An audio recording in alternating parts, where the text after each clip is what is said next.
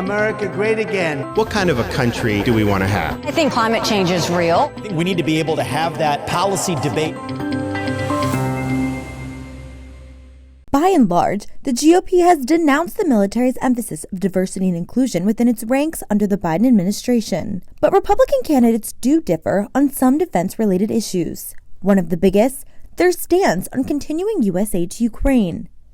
Some argue they would stop aiding Ukraine, but others have blamed Biden for not doing enough to support their freedom.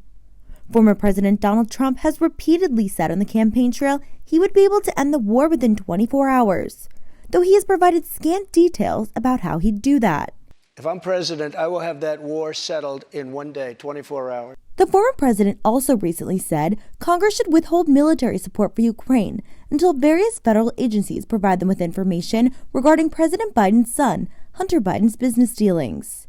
The U.S. Congress should refuse to authorize a single additional payment of our depleted stockpiles, the weapons stockpiles to Ukraine, until the FBI, DOJ, and IRS hand over every scrap of evidence they have on the Biden crime family's corrupt business dealings. Florida Governor Ron DeSantis, on the other hand, characterized the war as a territorial dispute and said it wasn't vital to U.S. national security interest.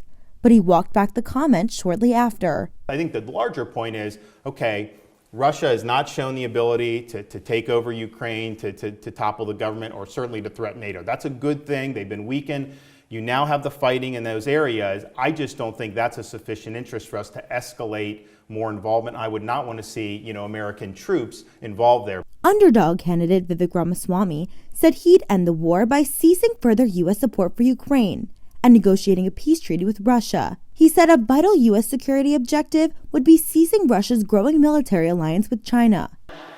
The Russia-China alliance is the single greatest threat that the U.S. actually faces today.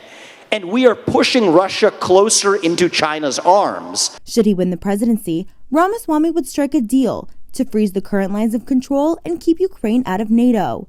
A scenario Ukrainian President Zelensky has already said would be a non-starter. However, some GOP candidates do believe the U.S. should continue supporting Ukraine.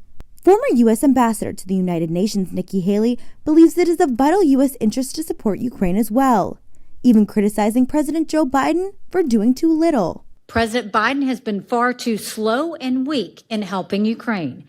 She said leaving Ukraine to fend for itself or pushing for concessions to end the war would signal weakness to Beijing regarding Taiwan.